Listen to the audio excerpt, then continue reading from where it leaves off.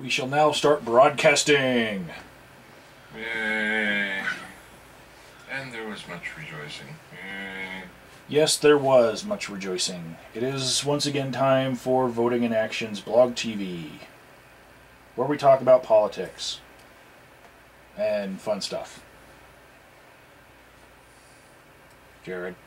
Yes? You're not treating this like it's a show. Oh. Maybe I should, perk up a little bit then. Yeah. Did you comb your hair? Hold on, let me mute this. Did I comb my hair? Yeah. Well, I'm not going to be on camera, so I don't have to care what I look like. Yeah. We picked you because you have a face that's perfect for radio. Right. Okay. And a voice that's perfect for writing. That works. So anyway, what's the topic tonight? Well, first topic we're going to go with is how this will be a small call, and those people who are screaming, me, me, me, me, me, me, me, they are the last people that we're going to pick to put in the call.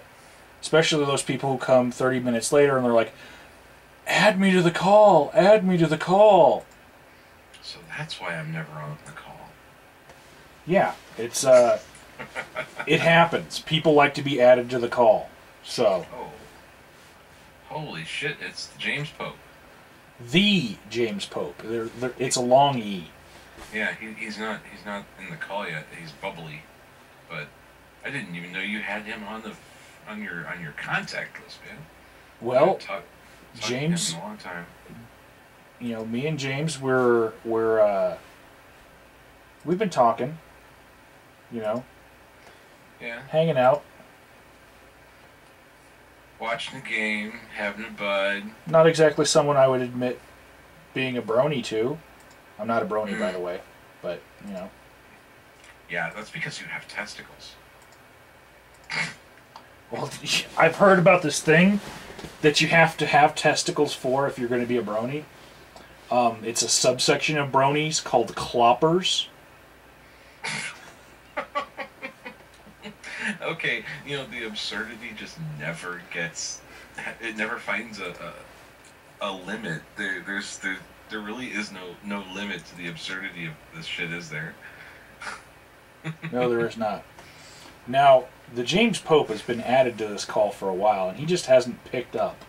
I just realized I was added. Oh, thank you very much for realizing. Here, I'll just switch my audio so there's no echo. Or switch the There you go. Yeah, there you go. Alright, so we've got just a field of a few right now, and I think we're going to pick on Watcher Azazel to be our fourth. And that's it. We're locked up. Oh, goody. I wanted to talk with Watcher, because Watcher evidently is an anthropologist of some stripe or another with a master's degree, from what I hear, which is cool because I'd love to ask him about some anthropologists in our midst on the YouTube community. This show is about politics, so please ask him about his opinion about something political. That you know that other person has an opinion on, so you can compare the two. Oh, okay. Well, I don't know. I don't know what his opinions are, or what opinions he might hold on things. So this might be a little interesting. Actually, hey, James, do you know who this is? I believe this is Raw, correct? No.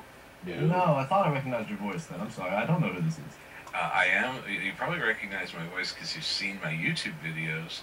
But I haven't been around for a while because of some issues in my personal life that we're not going to get into. But my channel is all but shut down, and yeah, I'm in the BlogTV. There's only 4 people to choose from.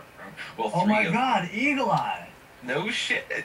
Oh, dude, your channel got shut down? What the fuck did that happen? It didn't get shut down. I shut it down because of some other stuff going on. I hear you. Yeah, stuff happens. Yeah, maybe someday I'll tell you. It's all good. No, we need to delve into that. It's alright. Okay. Hello, everyone. He finally picked up. Yes. Hello, Watcher Zazzle. Bathroom. Oh, well, don't you take your computer to the bathroom?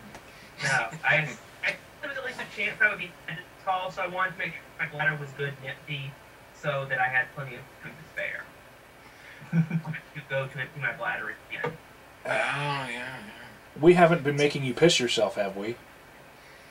No, you have not. Okay, good. It's like, it used to be you're about to go on a road trip and mom and dad would say, does anyone have to go potty? Now it's, we're about to start a blog TV. Does anybody have to go potty? Yeah, Actually, I do have to go potty. I'll be right back. Watching your audio was cutting out a little bit. Your audio was like, kind of, but I think it was just stabilizing in the connection to the call. It seems to have gotten better.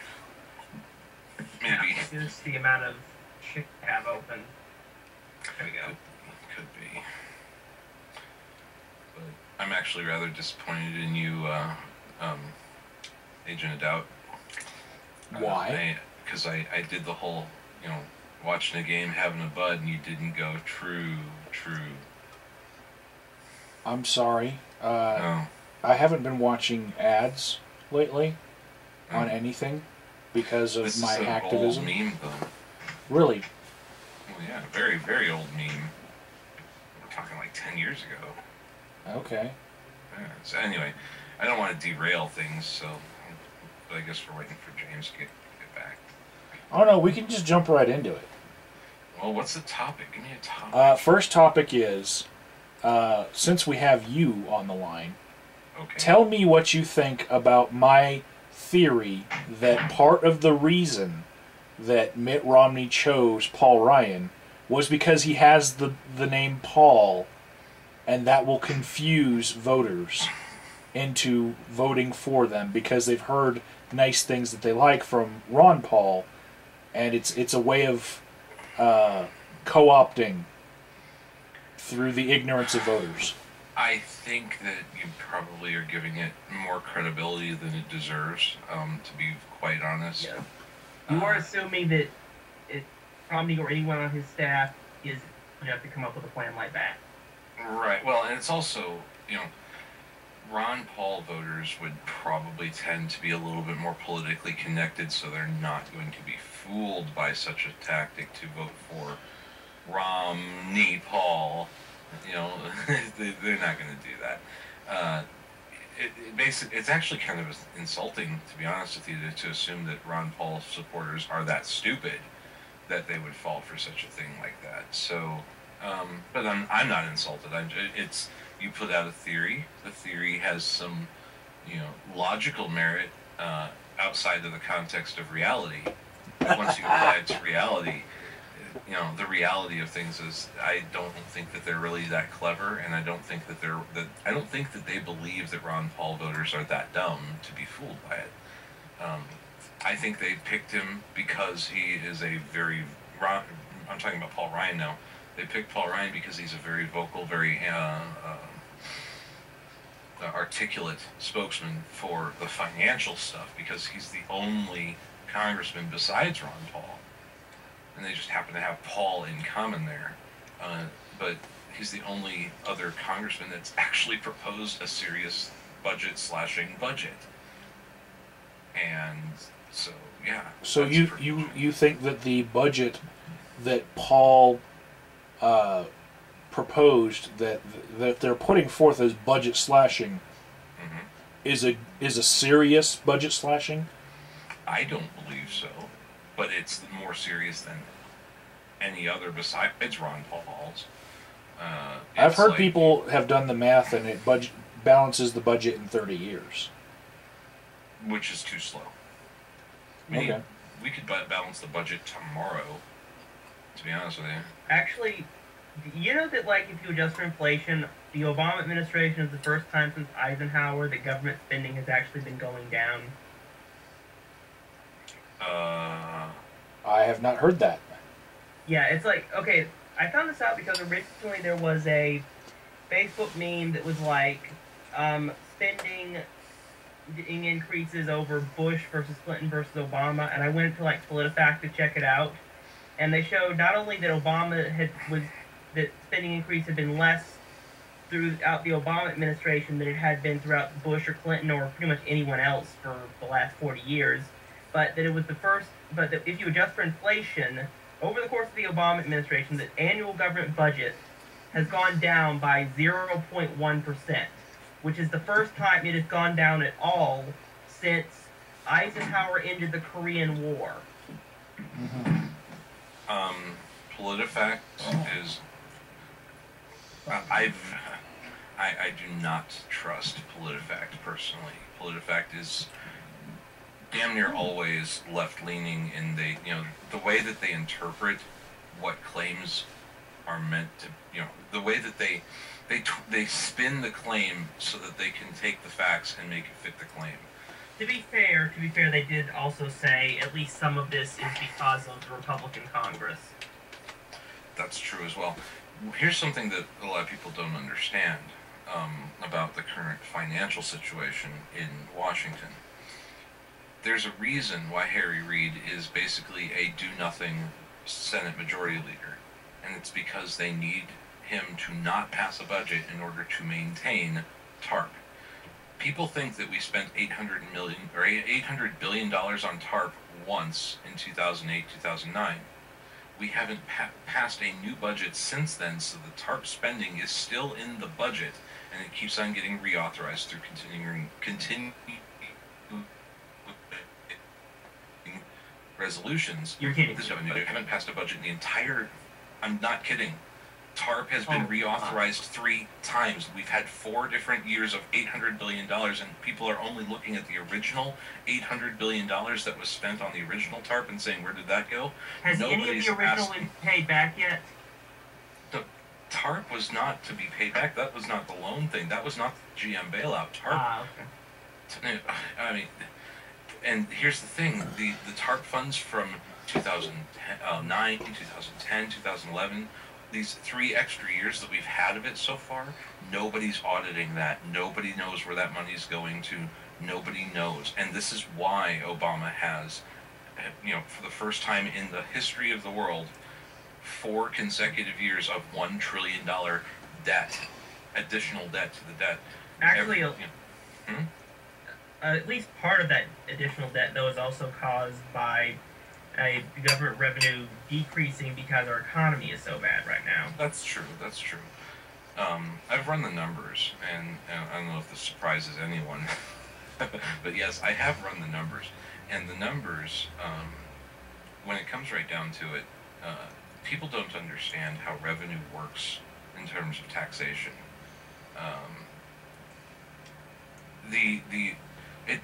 It literally does not matter how much in terms of a tax increase you put on the rich or whatever. It does not matter. You will always get between 17 and 20% of GDP as tax revenue, period, end of story. So this whole tax the rich more to fix our problem isn't going to work because, trickle down works, and I don't care what anyone says. I've seen the numbers. It does work. It also works. You just stating that you've seen the numbers over and over again that people don't understand doesn't really sway me, in my opinion, that taxing the rich will help and the trickle-down economics certainly doesn't work. I mean, can you state anything a little bit more specific? I have a spreadsheet of the numbers right here. I could drop it into the call if you'd like to see them. I'd love to. All right, hold on. Yay. So, Well, the whole problem wasn't the problem with taxing the rich really that creates, or not taxing the rich, that creates a permanent aristocracy because it makes it harder for the middle class to move upwards and start their own businesses. That's called the zero-sum fallacy. The zero-sum I fallacy. said makes it harder, not makes it impossible. No, either way, it's still zero-sum. This whole aristocracy thing. There you go. Economic data. This is my own spreadsheet I pulled off of the Bureau of Labor Statistics, the Congressional Budget Office, all sorts of different. Wait, can you, one moment, I need to add you to contact before you send it. Yeah, no problem. No problem. Can you send it again? Because it won't. This one won't work. Alright. Thank you. Did you add me as a contact yet? Yes. There you go. Contact request. Yay. Alright. Now, all of this spreadsheet, I didn't download this. Intact. I actually produced this myself because I was wanting to do my own statistical analysis without relying on other people's work. Hold on. You ready? I'm ready. There you go. Now, the chart off to the side is the most telling, right? Here's the thing. The reason you can know that trickle-down works is because if you see the opposite effect. If you take down, or if you take more money from the rich, you see a reduction in the growth of GDP from year to year. To a point. Question: don't you also see more stability, like less booms and busts?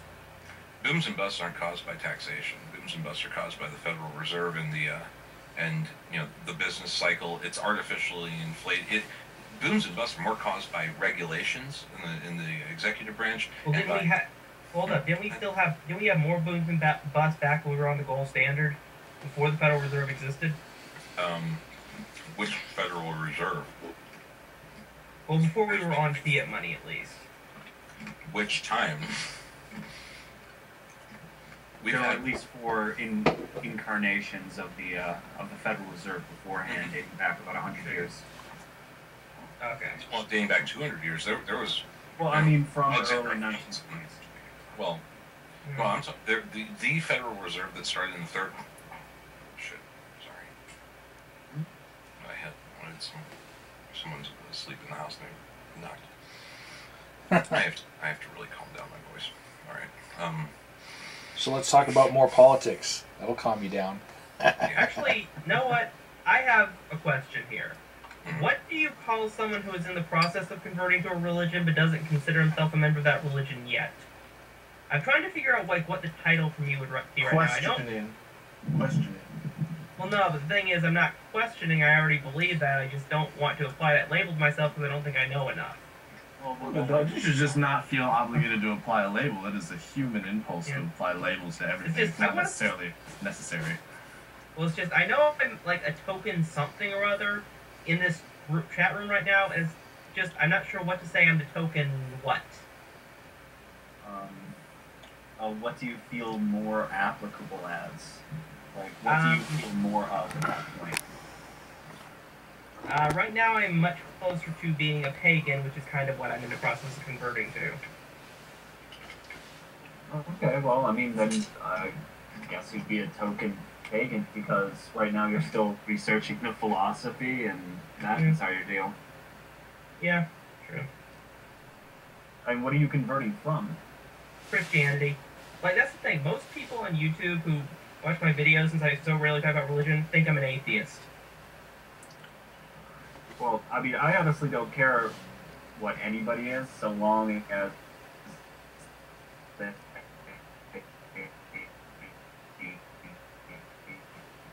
apply some like. Oh, am I cutting out? Yeah. A little bit. Oh, okay. I'm just saying, like, humanist ideals. You know, as long as you apply that to your stuff, then I'm fine with you. The second you start thinking that, you know, let's say, like, you were a straight up, not like a Levian, but like a straight up Satanist, you know, in opposition to Christianity. Or if you were a Christian, you thought that God or the devil talked to you, that's when I start having issues. My stance is, unless you can show that someone is not fit to make decisions for themselves, do not help them or hurt them until they ask you to. Well, see, I kind of have that ideal, but for the most part, it's allowing people to, like, if they can not harm others even indirectly. Like, I mean, look at Romney right now. You know, Romney is harming a lot of people indirectly, I know. Exactly. You know, I mean, or even look at, what was that? How so? Well, What kind of harm? What are you talking about? well, I personally believe that him getting into office. I mean, you were just talking about economics and whatnot. Is he a firm? He's firmly on trickle down. I mean, he's Republican. It's basically. I just immediately think of the whole like.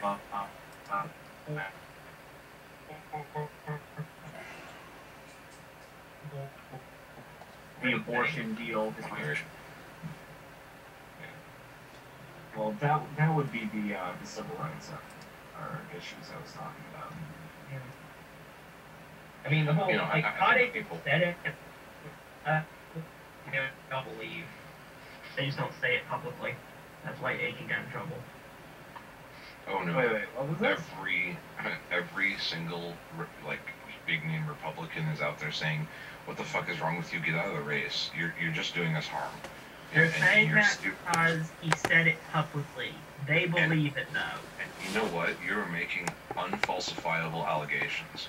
Paul Ryan co-sponsored a bill with him to take away federal money from for abortions for women who were non-forcibly raped.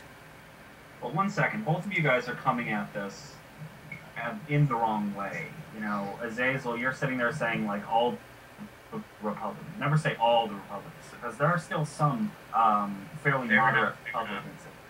You know, but you have to agree, Jared. You can't come at it and say that the majority of Republicans don't hold views as extreme as that, especially with the insurgence of Republicans and more extreme polarizations within both the parties when it comes to Well, it's not my argument. My I mean, argument. I'm not talking about abortion. I wouldn't necessarily say that about abortion. I mean, I don't think all Republicans think that there's like some process in the body. Like, I don't think all Republicans at all. No, I think that's probably it's very not a huge limited. jump.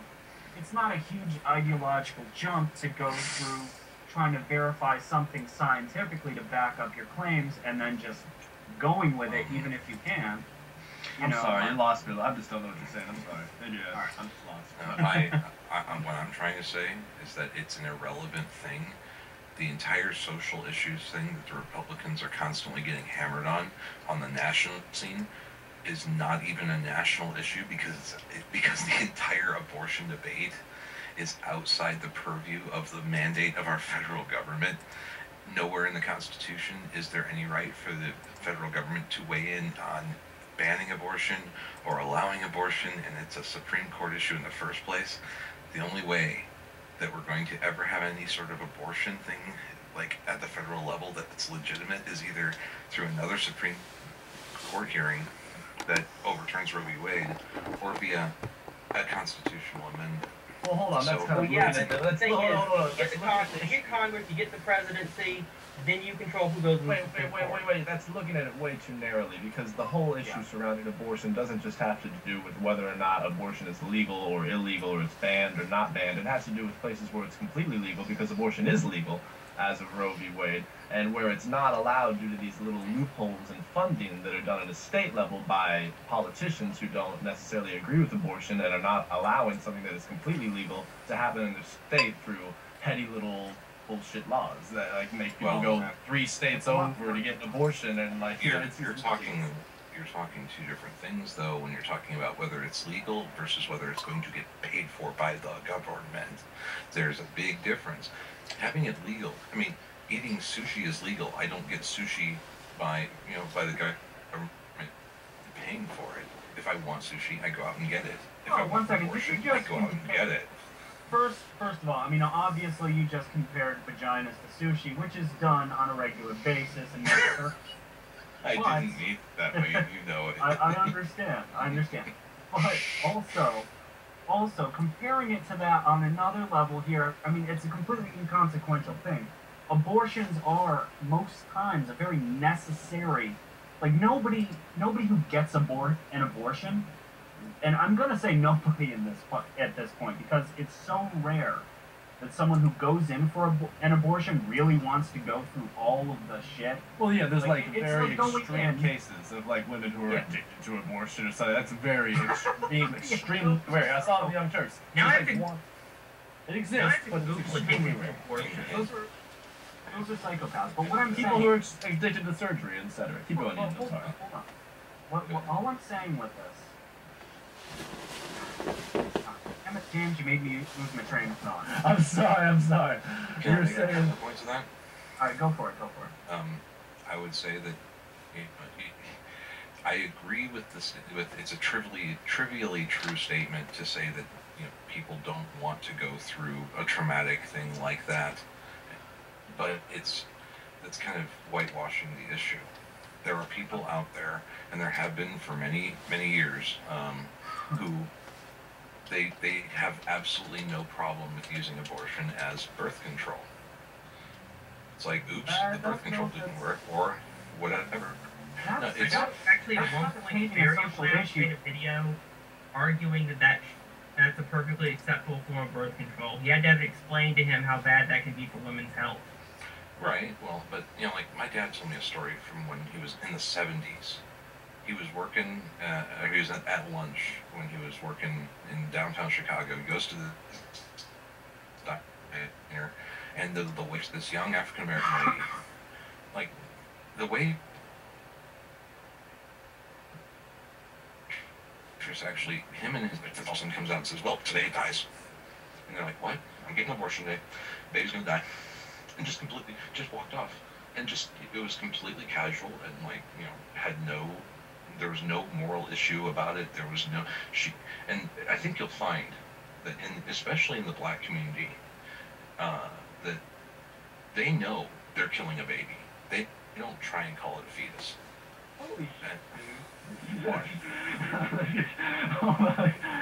Just You say think that. I think that's racist. Yeah. I definitely think it's racist. A little It's a- bit, yeah. Yeah, that's cultural. It's a No, it's cultural. not, that is not cultural. Listen, I can counterpoint that right now. Every black community that I have gone into, every single one, and I keep in mind I grew up in New York, all right? Every single one, what is cultural around a lot of black communities is a heavy religious population. And that's not Yeah. painting What I...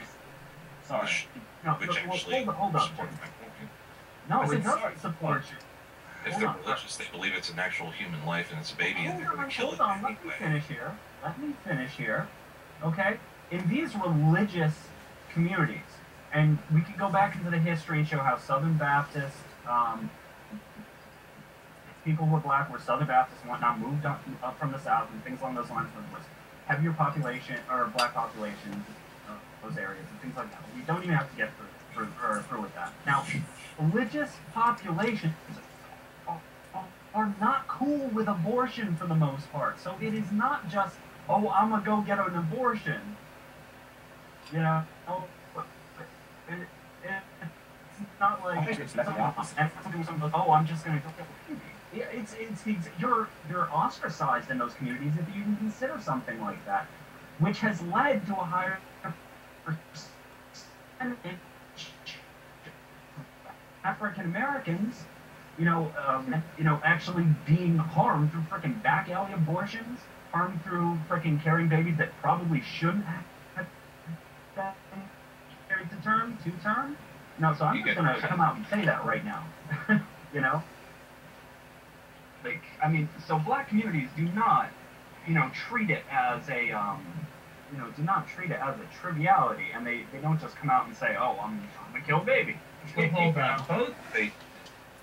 Both of you're you are now- talking wait. about black communities as if every black community in America is exactly the same. No. I never made that claim. Listen, Oh, okay. I said that. Okay, I was looking at statistics the past couple of weeks, researching just for random videos or just I research, and I've done research in the past when it comes to theology, when it comes to the theocratic rise in America and whatnot. And I looked up racial demographics. I've also countered that and looked at different different life experiences I've had going into different communities, whether they be Italian, whether they be black, whether they be white, it doesn't matter. And also, you'll see within the civil rights debate right now, you'll see a lot of Southern Baptists, usually from black congregations and whatnot, coming out against gay rights. And it's made a stark contrast to the civil rights movements that happened in the 60s, that happened, around that time, because it's like, okay, here's a group that got theirs, essentially got theirs. And now certain charlatans within that group are pushing against other people's rights because of the same thing, the same book, that was used as a justification to keep black people enslaved for centuries. Stop right there. Stop. James, take over hosting of the call. We'll see if the choppiness goes away. Oh, for sure. I hear you. All right, I will call. Oh, wait. Yeah. All right, I'll call you back.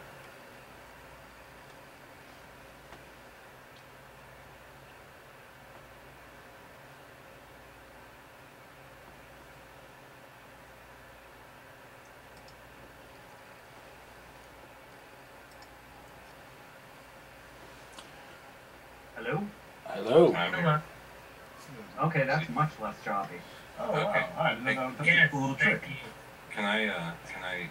Can I just bring out some statistics from census, the U.S. Census Bureau, just so that we're clear here. The link that I provided, the latest data was from 2007.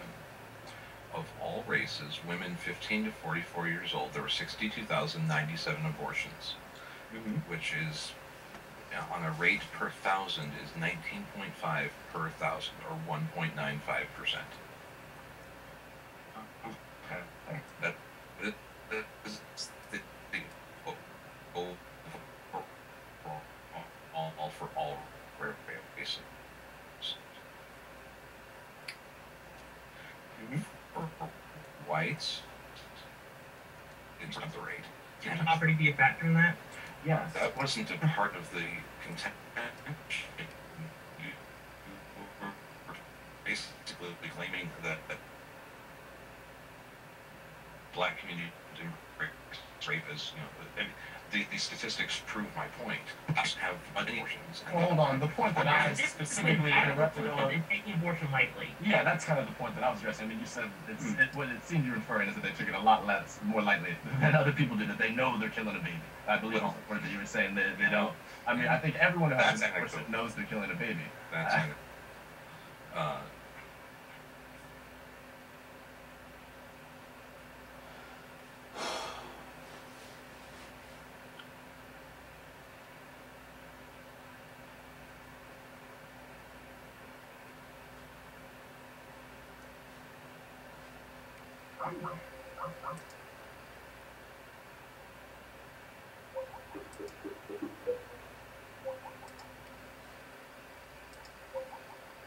they're poor, and black people happen to be poor because of years of oppression and their way that they've come into this country, so on and so forth. There's a whole history behind that, that the reasons why black people have been, throughout American history, quartered off into more poverty-stricken areas, and poverty-stricken areas are more likely to have abortions happening within them. So to say black people have more abortions is incorrect for that reason.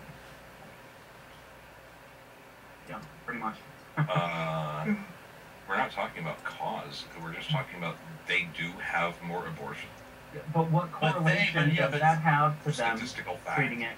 Yeah, but all right, here we're just playing. Then you But hold up, then you hold have up. to ask the question Hold of up. why. 1 second. Hold up, because you brought up the triviality of it and how it was treated in those communities. Now, then you brought up statistics of how many. So if there's not a correlation between black people treating abortion trivially and those statistics, then why did you bring up those statistics? Because you guys tried to counter my triviality statement by saying I don't feel that blacks have more abortions than whites. I just proved No. that assumption. No. No. then that was a miscommunication because the assertion that I was trying to make was not that black. Sounds like we're arguing two different things. Yeah, no, it was miscommunication. It was a miscommunication. Okay. We were saying it wasn't trivial. They didn't treat it trivially. Well, and see, maybe I just have more experience in the world than you guys do, and I've actually, I've talked with people, in blacks, Hispanics, all sorts I've of been people. in every state in the United States, man. Every single state. Well, I've talk about backpacked through abortion them. with everyone. I sit and I talk with people, different people, about 10 times a day most times, man. And trust me, I have a lot of real world experience. It's not how long you've been in it, man. It's how much you've done. And I'm not, I don't know anything about you, so I don't know how much you've done. But also, don't make assumptions about how much real world experience I have. And, make me have to try to justify how much experience I have within my life as far as conversing with other people and getting into situations. I was postulating. I wasn't trying to I make understand. assumptions. I understand. I'm just putting it out. It I'm could tempted be. to kind of yank a Wolsey apprentice into this just to ask him, so how casually do you people abort your babies? Just to get his reaction to that. Eden, I will concede that you own a womb and that you've experienced anything that has to do with a womb. Also, I will concede that Jared has vaginitis. Now go ahead and talk about women's issues as much as you want. Should I snatch a Wolsey apprentice into the conversation? No. Aww. See, that's the thing. That's the thing. Now, I'm from the opinion that we should not have any say in what a woman does with their bodies. I'm also of the opinion, on top of that, that we should give them the same amount of health care in this country that we give men. Now, the fact that genders differ and that there are different things that come up, prostate cancer versus breast cancer, or different sides of that, I think that being that abortion is a horrible procedure to have to go through, given that it would only help poorer communities. Regulate, if they want a child before it becomes a child. And also, we're not talking about killing a baby here. I'm not for late-term abortions. I believe they should be illegal. I believe they should be illegal except in extreme cases where you have to choose between, the mother and the child. Question on that one. Oh, 1 second, let me finish with this. Because a child is a child at that point. But the entire abortion debate comes into around the 2 month frickin' time period when the child is not a child, it's just a bunch of cells. Oh, I agree. Actually, maybe I should introduce myself a little bit to you guys and tell you where I stand on some things.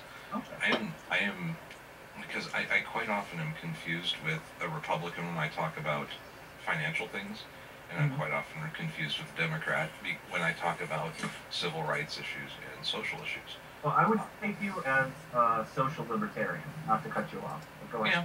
Yeah, well, I'm a libertarian with a small L. I do not subscribe specifically to the proper name capital L Libertarian Party platform. I'm a libertarian. I'm a small government person. I do not believe the government has the right to insert themselves into every aspect of our lives. And in fact, I believe that the government has a very limited role. So this whole talk about government funding for abortions, I consider it to be a lot of people lump these arguments together about I'm pro-abortion, I'm anti-abortion. What are you saying? Are you saying that you're pro-abortion and you're pro-funding by the government for abortion, or are you saying that you just believe that women have the right to go get an abortion, just like women have a right to go out and buy a house? Well, I understand what you're saying. I'm personally for a universal health care system. And I'm also personally for a lot. I think there are certain basic things. Like you, I don't think that the government should stick their head into everything. I do have some libertarian ideals. I think the government should help us when we ask for it. That's my way of seeing it. I don't even think that they should help. No, because when we need it, maybe, yes. I make that distinction because I don't like it when the government decides that they're going to help us against our will. Well, no, then you should I mean, where are they going to help you against your will, man? The example that I always come back to is the whole debate over like Sharia courts of arbitration in England. Like, oh no, these women are consenting to something that's against their financial best interest. We have to intervene and stop them. But listen, there's a difference. Yeah, treating them like children.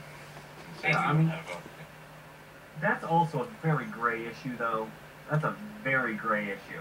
Not because me. you have, well, listen, you got civil rights issues, okay? You have people that have been pushed into a religion. You know, you have people who, yes, they do choose to be in that, but given the option, you know, and the education, would they? That type of deal. I'm all for three things. Okay, if a child isn't properly educated, that would be child abuse. You put the parents on top of that. But if the child turns into an adult who is stupid, I'm sorry, that is still an adult who has the right to make her own choices. Well, hold up here, okay? I'm for a couple of different things that the government needs to do. One, upholding civil rights. Because they're not rights if we get to fucking vote on certain things. When certain things hit a certain level, and everybody's just fucking agreed, like, okay, sorry guys, slavery bad. You know? Something like that. It's like, okay, sorry, gay people are people too, they can get married. You know? Question. Marriage is not a right. For every... Marriage should be a right. Question. For every right, is there not also an equal and opposite anti-right, so to speak? What? Huh? Do you not, by definition, have a right to not take advantage of any right the government gives you? Oh, yeah. For instance, I have a right... For instance, here's my way of looking at it. I have a right to not be killed, but shouldn't I likewise have a right to give you permission to kill me? Yeah. In my opinion, yeah. I have a right to my freedom of speech. I also have a right to shut up. Yeah, so when we get into things like that, it's like, basically I feel like the government wants to tell these Muslim women, then we know what's best for you, so we're going to protect your rights by forcing you to take advantage of them whether you want to or not. No. There was no forcing to take advantage of rights. There was forcing to look at an option of that. And that can be understandable in certain So what, cases. it's just saying, like, they have to have their rights explained to them before entering into arbitration? I would say it's more like trying to That would be prevent fair. I them would get from... that. What I was feel that? like it's more like That would trying be to fair. I'll prevent... get behind that. Hold on, guys. Don't. Azazel, once Jared starts, Jared wants Azazel start, just let's not talk over each other. Sky flag, it's difficult. Yeah. Okay, I was just saying, like, if that's all you're saying, then I can get behind that. I do think that, like, if someone's going to have an arbitration, they should have all their rights explained to them up front. I think, well, to a certain extent, these people are brainwashed into their religion, and they do need to be protected to a certain extent. Hold up. What is your definition of brainwash? Okay, what is psychiatrist? Are you together for peace all of a sudden? Jesus Christ. Let me ask one thing. Okay, would a psychiatrist or psychologist declare these people to be mentally incompetent? I would, but, you know, that's me. What I'm not degree a in psychology? Do you have any degree in psychology? I study psychology. I don't have a piece of paper that says I'm a psychologist. Although I do think I'm that sorry, but you're not qualified, I don't think. Hold on. Then why are you asking me what a psychologist will say if I'm not qualified either? Because I don't have that piece of The paper. point I'm making is just...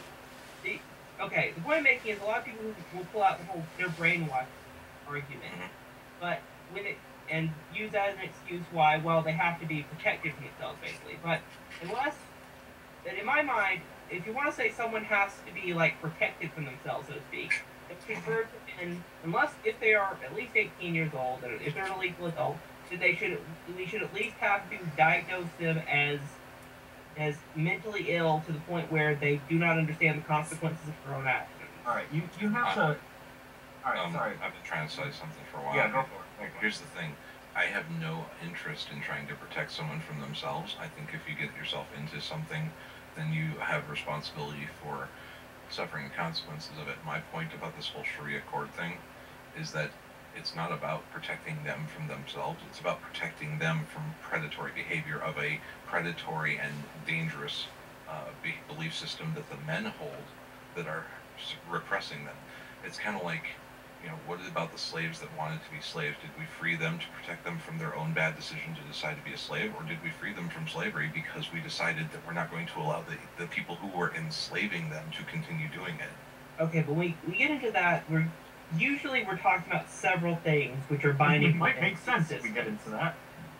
Okay, yeah, but what I'm saying here is you're usually talking about several different things that are binding the women into that system. One is simply, like you said, their indoctrination, but it's their decision to believe that ultimately. No. Hold up. One second here. 1 second. All right. Most of the people in the United States are Christian, correct? Yes. Okay, why are they Christian? Community pressure.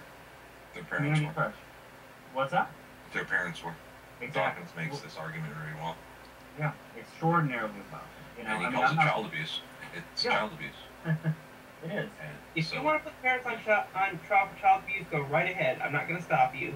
But the thing is, if their child abuse results in an adult who believes that, then as an adult they have the right to believe that. That's The a way you gray raise area. your It's kind of, I kind of hear what he's saying to The way you raise a child is a different issue from the decisions you make as an adult. I mean, at the very least, we have to treat it that way in our current society right now, or else we'd be throwing everybody in crazy houses, you know what I mean? Like, it just wouldn't work, I mean, at least from a realistic standpoint, that has to be the way that we approach it. I'm not sure that... You also have to look at it from a cultural standpoint, all right? And certain cultural things are bad, okay? And not just morally. People have a right to make bad choices. Depends on if it hurts somebody else.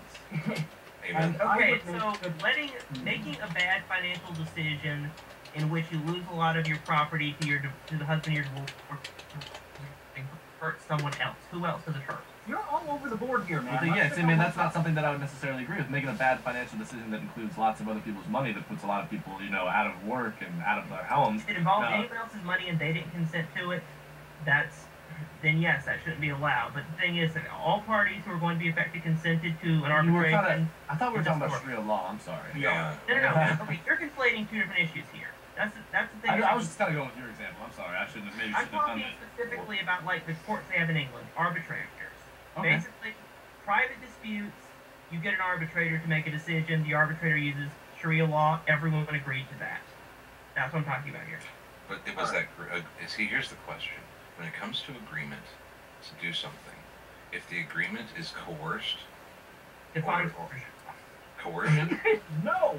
We are talking about several different things. Define it right now. Societal pressures put on by, let's get specific. I could say, somebody within a Muslim community who maybe not failing the religion as much as other people, but would be disowned by his family here, that, this, so your family does not have the right to or honor killings. Seriously, that shit happens. I mean, I'm not trying to blow it out of proportion. I think all Muslim people do that. Now, it does happen. You're conflating different things.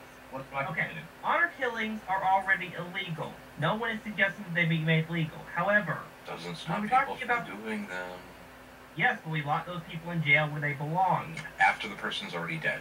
It's called the threat. That's what happens with all murderers. That's how murder works. I mean, if I can, maybe kind of get away with maybe I can draw a parallel here between the United States and England to a degree.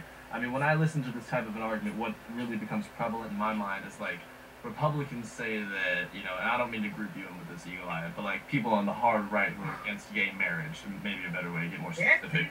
Let me just finish what I'm saying. People on the far right who are against gay marriage and who really spit a lot of religious vitriol at people like that, like to claim that they don't, contribute at all to the number of suicides that occur in young homosexuals in our communities. And I feel like the same type of an argument is being made here, where the acceptance of Sharia law on a whole really might be adding to honor killings. You know what I mean? If we kind of denounce that. Do you have a study to show that? Do you have a peer-reviewed study to show that that is true? Hold on. Well, what I'm saying right now isn't something that could be. You need to just listen to what I'm saying a little bit more clearly. I'm not making a presumption that this is true. I'm drawing a parallel, though, that within the United States, I think it is pretty clear. I mean, do you not feel that, people who are spitting hatred and vitriol towards homosexuals in that community are not, contributing to a degree to the suicide? They're contributing to it, but ultimately that's their free speech. They have the right to be assholes. True. There's a difference between... But our societal acceptance of it, and hate speech as well. You know, I'm not saying they shouldn't be allowed to say. I'm not saying it shouldn't be allowed to say. Hold on, I'm not saying they shouldn't. I'm not saying it's what. free speech. You're totally ignoring what I'm saying because I'm not saying it shouldn't.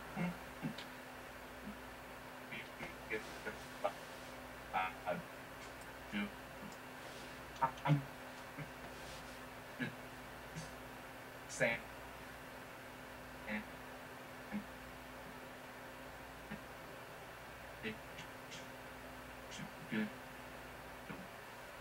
Okay, that is actually James messing up there.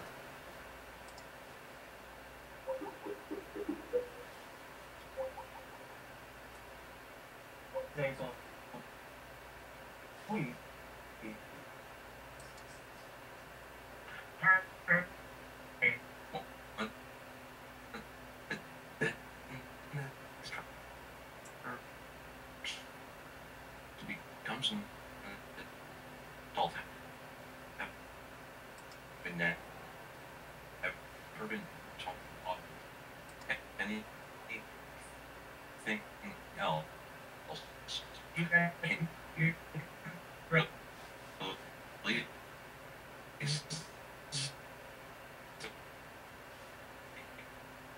Consent for correct. You can't take their consent.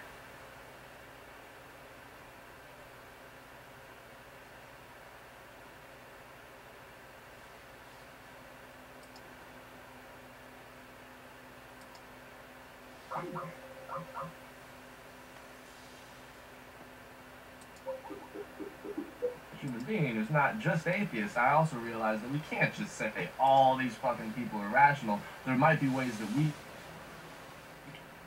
can.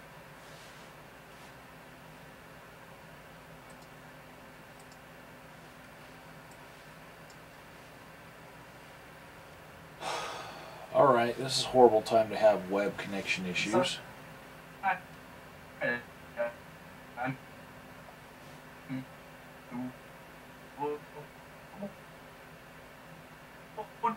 What you used to do, because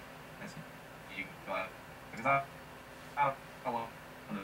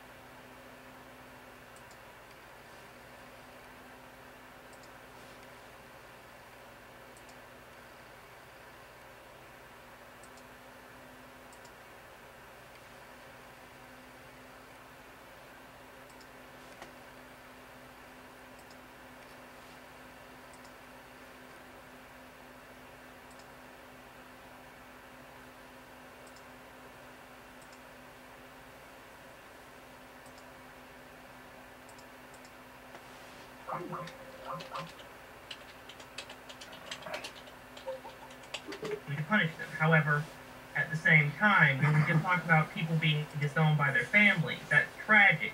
But their families have a right to be dicks. People have a right to be dicks. So we can't go around making it illegal for people to be ostracized. I'm gonna cite the how to not be a douche in an argument rule of you know what I mean, the you know what I mean argument rather than just cite your source type of shit.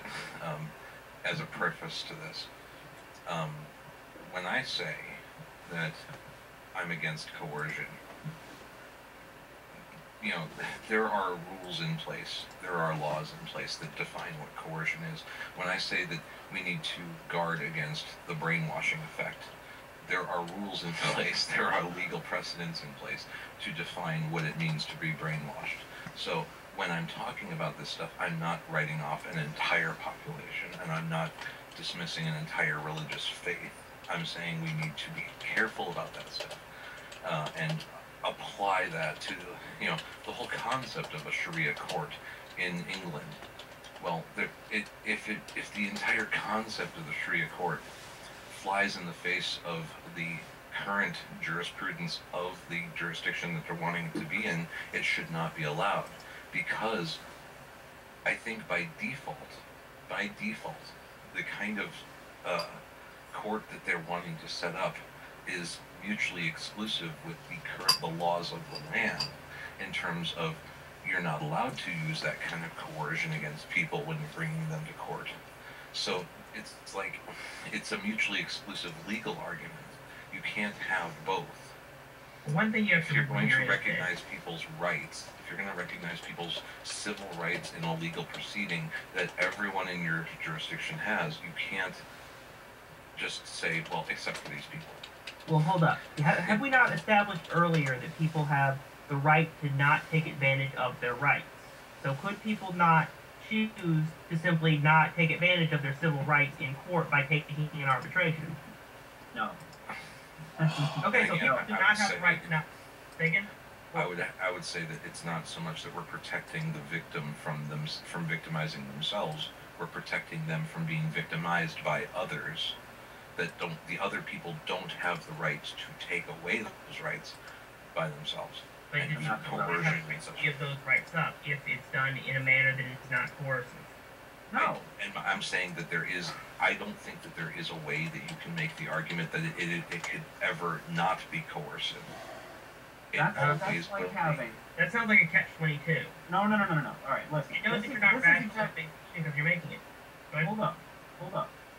This is exactly the kind of situation you're saying. You're saying that if a group of people in Wyoming, okay, or some other random state, all right, just a group of people got together and created a community and had children in this community and continued growing up. And one of their main laws, that they wanted was that the men in this community could freely rape against the will of certain people.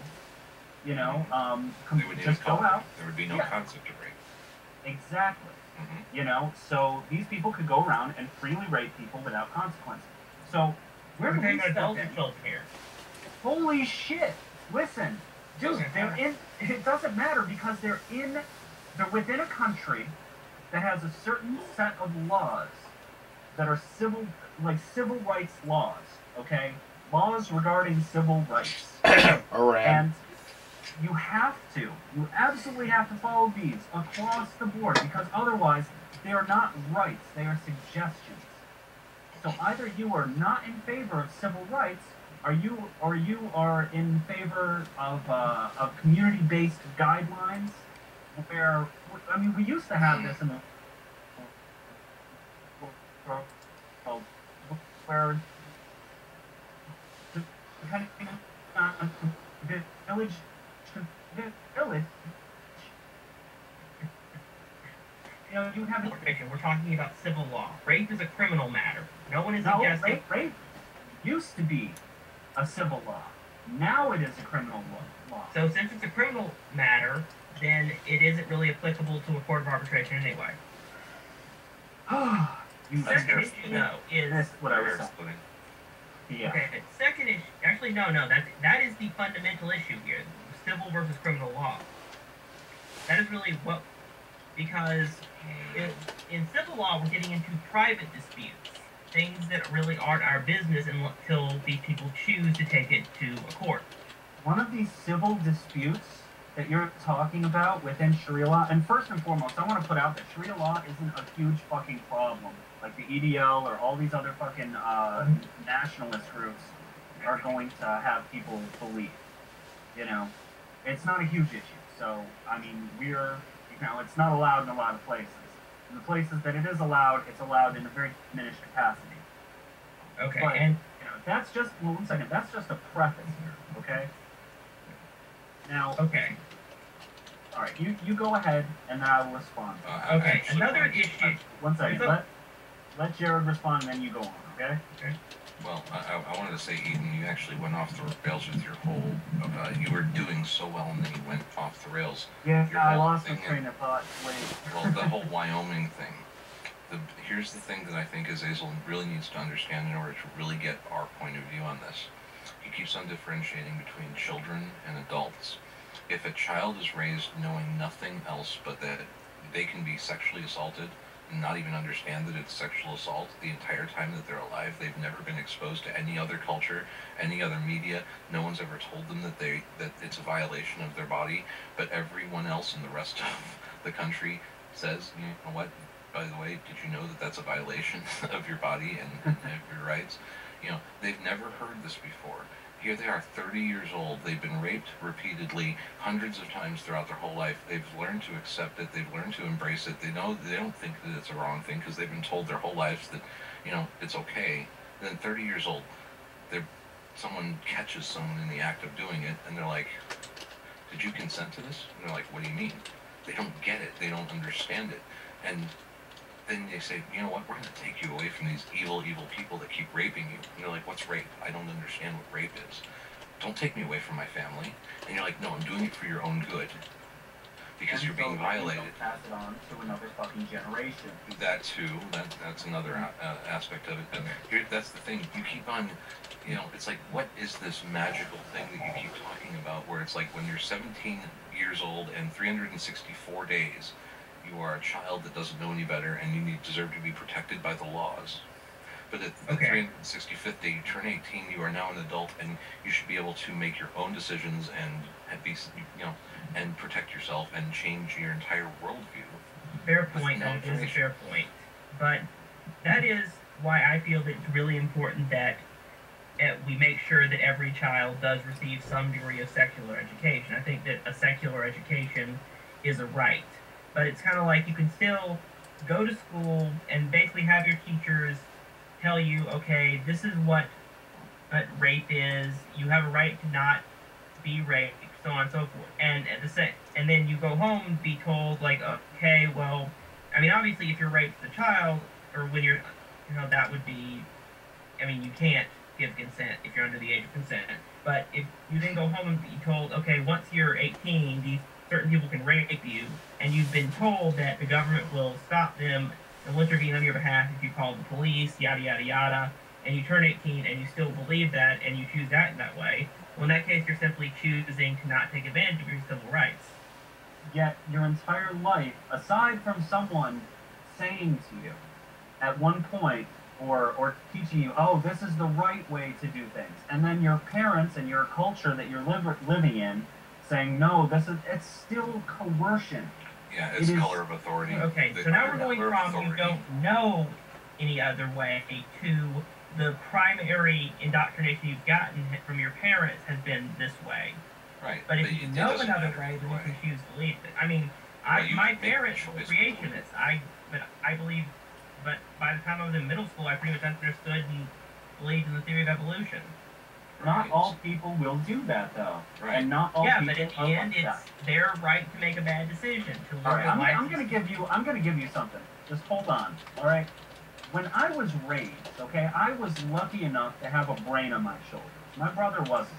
When I was 12, 13 years old, I was booted out of my house because I was a fucking atheist. Okay? And through the rest, trying to gain acceptance from my parents, going fucking state to state, hitchhiking and shit along those lines, I ended up, you know, trying to become a good little Christian, trying to become whatever they wanted me to be. Parental authority, community pressure, things along these lines can inform an entire person's life. Matter of fact, I would argue that it's almost 80% of what we're built on until we start removing the bricks ourselves and putting them in. Now, what do you do when someone replaces 98% of those bricks?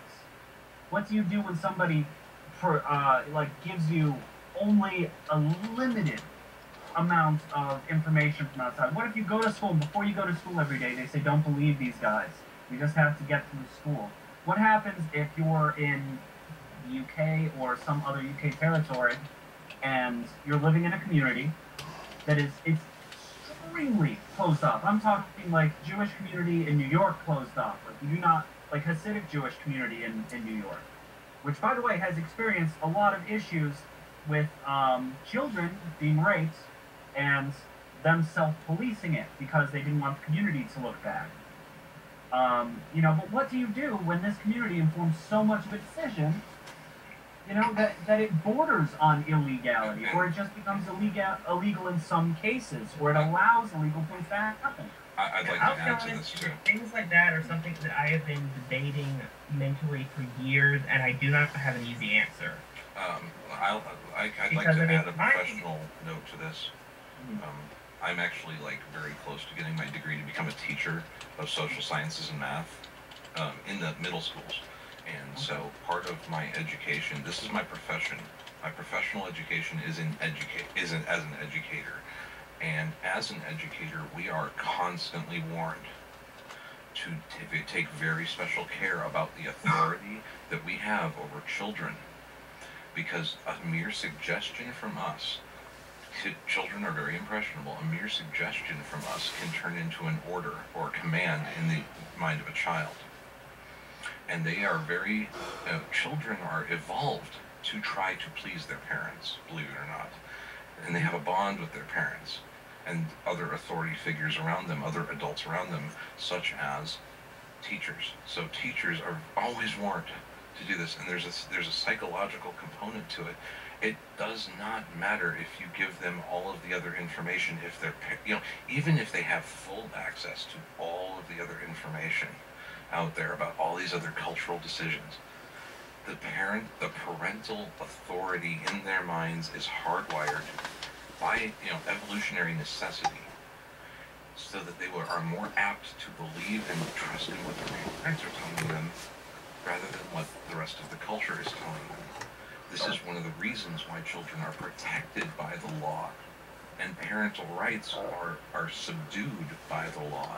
Because I don't believe in parental rights, for the record. I don't think parents have rights, they have responsibilities. Then we fundamentally disagree. Completely disagree. Yeah, so almost everything. But yeah, I mean, and I'm actually going through a legal system right now and the juvenile courts. This is kind of a sensitive subject for me. But the fact of the matter is, basically, we had to start from a position of imagine children never being exposed to any other anything else. But then we moved to, okay, now let's say they've been exposed to something, but who are they really going to trust? Especially, you choose the devil you know. Imagine, this is why the Amish, the Amish people are a perfect example of this. They raise their children totally immersed in their, non-tech, tech communities. But when they reach the age of majority, they are allowed to go to a big city and see what the other culture is like. But because they've had no exposure to it their entire lives, the adults know that they're going to return.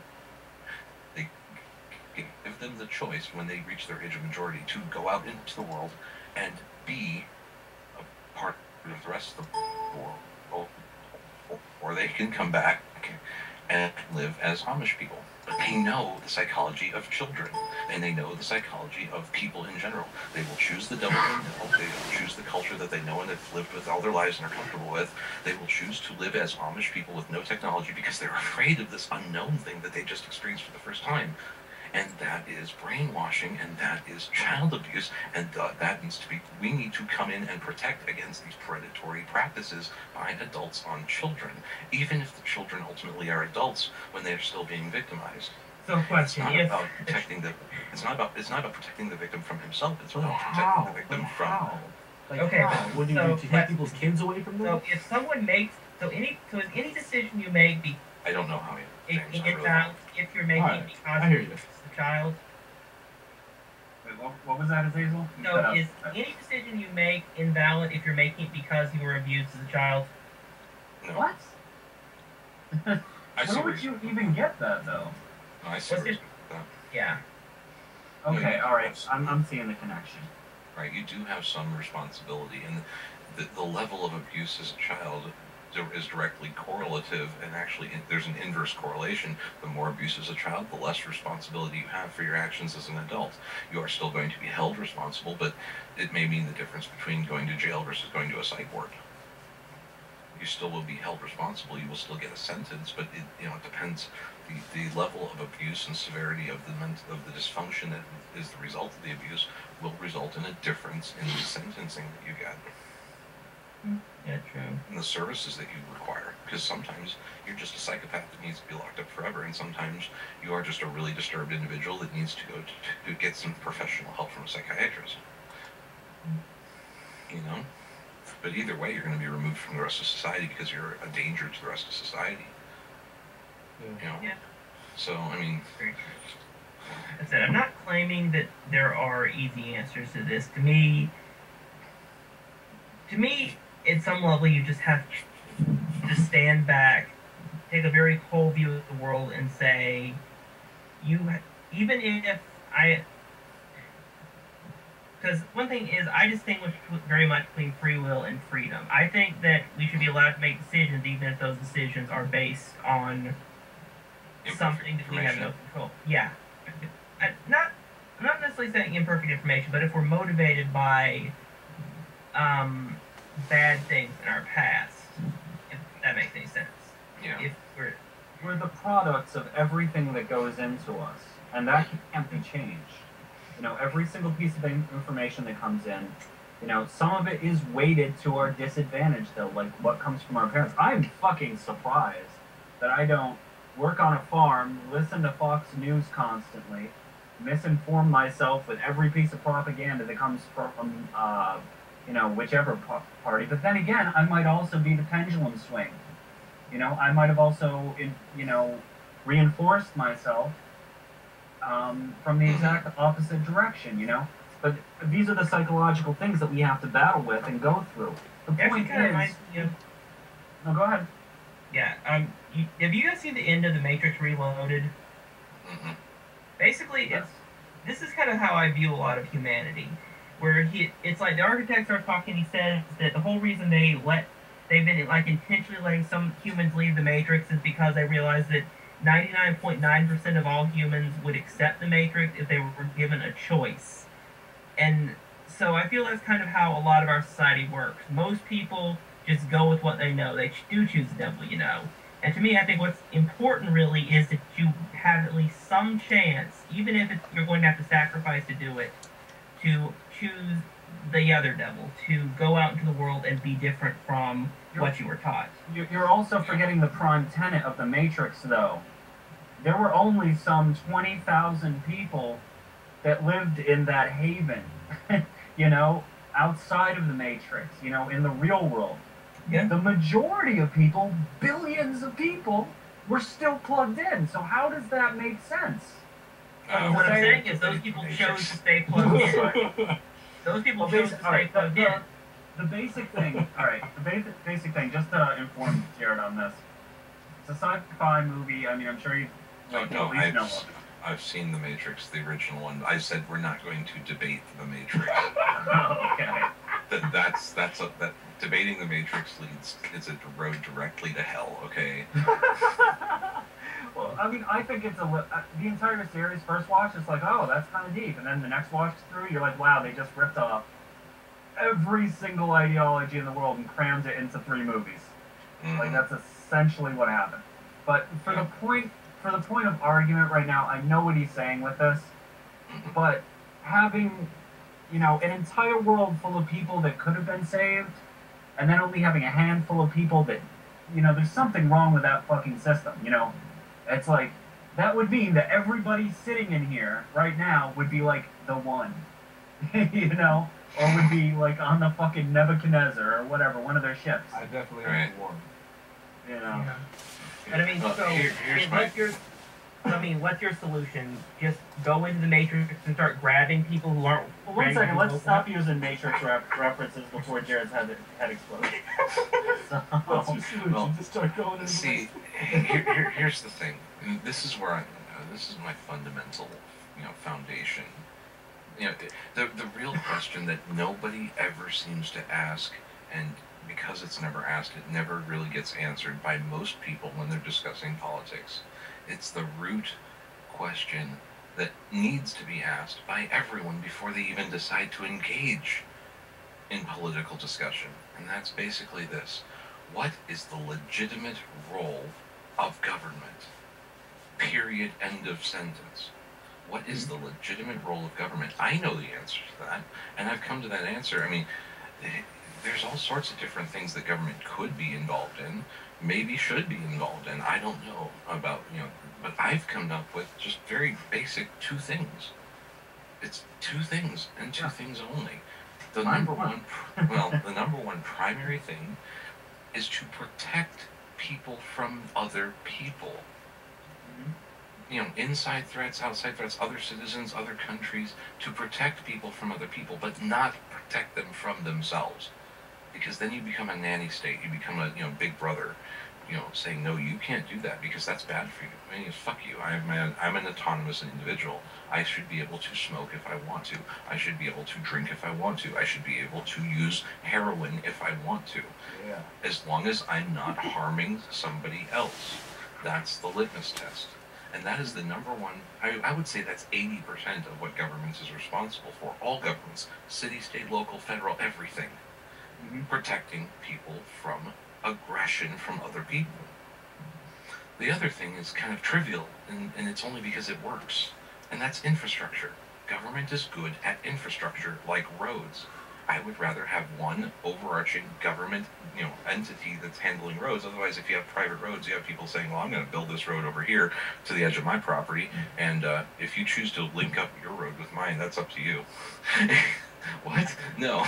Then you'd end up with these patchworks of, non-connecting roads and shit. You're like, oh, dead end. That's annoying, too, Yeah, well, and it's like... Yeah, that happens in upstate New York. And there's more examples of that, through other areas of industry. I totally agree. Well, infrastructure like sewer systems, like power lines, I don't want 15 competing power companies in my area putting up 15 different sets of power poles along the edge of the road. I mean, I think that gets to a little bit of a gray area, though. Like, does infrastructure also mean giving food to the poverty-stricken? That is not infrastructure unless you consider people to be property. Because if I have to agree on that, and that's actually why. Sorry to cut you off. No, go ahead. Oh, but my main tenet is to give people a platform to best protect and care for themselves. And that doesn't mean a nanny state. That doesn't mean giving people more than what they pay in taxes or things like that. But that includes in my perfect political world, if there can be one. Everybody has their own utopia that they try to strive toward. Mine would include universal health care, limited welfare systems. Our welfare system needs a serious fucking reform. I don't think it helps the right people, and I don't think it helps people nearly enough, and I think that it also helps people that don't need it. Yeah, it does. Definitely. But it would be a universal health care system. It would be, roads and infrastructure. It would be, I'm sorry, but we need to get jails out of the private sector. Holy shit. Yeah. Absolutely. It's a racket. It is a fucking nightmare. And we're putting one. What's this way in a fucking legislation? I mean, it's horrible. Think about this. You have a company that runs the prison systems lobbying legislators to create more laws, to create more clients for that company. Because, I mean, oh my... I mean, the only bigger racket in this country, the only two bigger rackets. One, religion. And that's actually a second to the fucking drug war at this point. I mean, Jesus Christ, the fucking drug war. We're keeping... which really works hand in hand with the private prison industry. Of course. Yeah. Well, how about this one? How much welfare would be needed if all of these fathers of all of these children were, instead of being in prison, they were out being productive in the productive sector and taking home a paycheck? There we go. There we fucking go. Seriously. But you smoke a little weed, you get busted, you go to jail. Now all of a sudden, mom's dependent on the state instead of daddy. Yeah. The absolute ridiculous thing about all this too, is that there is a very simple fucking solution for the fucking prison systems. Put them under government control, and have it all work on, or everybody earn a paycheck and work on infrastructure. That way, they're not learning how to make money illegally when they get out of fucking prison. And they're actually helping better themselves, learn fucking skills, possibly going to college inside, and just being better people. Given there are going to be certain heavy maxes for the worst fucking criminals. Right. But when it comes to just like theft, robbing a bank with no fucking casualties, you know, Yeah. doing I'll things. rob a bank. Well, listen, if you rob a bank, you gotta understand, I'm in upstate New York. Man. I guess Robbing that's a a little, bank yeah, I know around what you here- mean. It's kind of like, you know, that. It's like people, everybody that I know up here that either fucking Has robbed robs a bank. drugs, or fucking makes drugs, or fucking does any of this shit, or robs banks, or fucking steals cars, or does anything really underhanded, they do it because there's no fucking jobs and they can't get money anywhere else. Yeah. You know, I mean, Well, it's our sad. prison I know a fucking bachelor's student who has to fucking sell drugs because he can't get a job in fucking biochemistry. You know, It's like Breaking Bad shit. essentially. You know. I actually what was I gonna say? Oh shit. No. It's fine. Oh fuck. What was I gonna say? What were you talking about? Rewind. Back me up.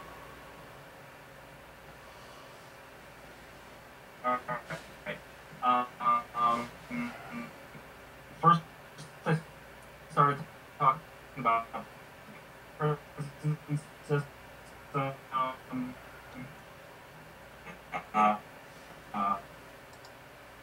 war on drugs. I think it was actually we are far too interested in retribution and punishment for crime, and not interested enough in rehabilitation for crime, for criminal behavior. Because the money's not there. You know, All you gotta do, trace back why we do shit, is the money, because we become a fucking oligarchy. We're no longer a fucking republic. No, I agree. You know, if I was to personally think the importance of what to do, I would actually put quotation at number 2.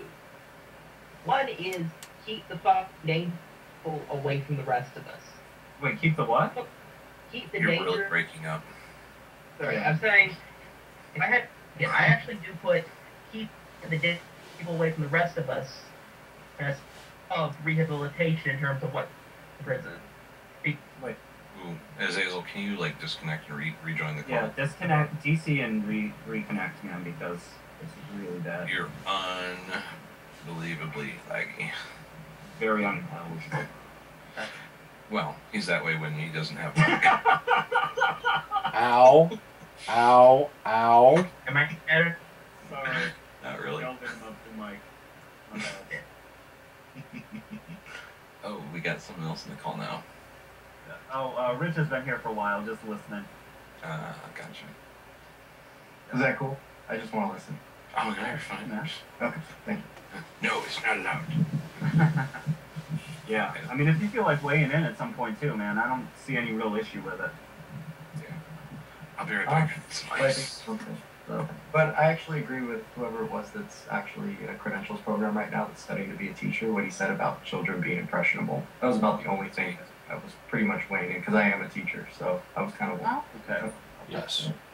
But other Wait, than that, I'm just is that listening. the Rich that is like... Is that the English teacher Rich?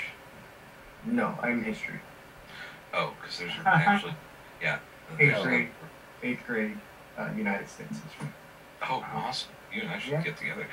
No, but there's another Richard, that is, he's on YouTube. Yeah, Grappling Ignorance, and he's an English teacher. Yeah, like I'm gonna put plaster Grappling Ignorance's face all over Blog TV. I'll be right back. No problem. Yeah, he got in trouble for being up on VTV with his school, I guess, so he can't.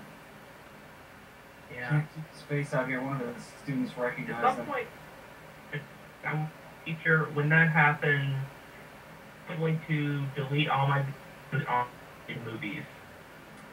You are Wait, still what- horribly connected. Yeah. Okay. Dude, all I'm hearing are little, like, quips. Like, I heard teachers, and I heard Disconnect something. movies. That's Yeah. Yeah, that was it. My students watch my videos, I don't care. What kind of videos do you make? Porn, mostly porn. My YouTuber name is I'm Going to Love You, so, you know. Pedo Bear 512, what of it? I'll be on the 5 o'clock news. I'm out, since no one can understand me. All right, wait. Right before he logs off, I can understand every damn word he says. God. Okay, well, he's still in the blog TV, so you can still listen to us. But our panel is now down to 4 guests. Okay. As far as videos I make, I don't really know how to really describe them. They vary. Mostly, just try to leave a good feeling, concluding message usually. But I mean, yeah, I don't know. Yeah, I really don't know how to describe them. Really, they're just extensions of who I am. So. Yeah, That's cool, Rich is probably like a few more years away from a lifetime achievement honorary degree in hugs and kisses. I'll take that. Oh, man. No, but I think one thing I like about being online is a vast array of people that you actually meet. Like, I myself am a career artist and painter. Pope is a fitness guy, does odd jobs, things like that. You know, I mean, Jared's obviously going to be a teacher. I know. Fucking phlebotomist. Oh, come on, man. He was like, right, he does the odd jobs. Okay, listen. Motherfucker, I got an education. Like, fuck. I've been to college. Hey, just because you're an emo who likes to suck blood from your trampire girlfriend does not make you a fucking phlebotomist. Trampire, ouch. That's harsh.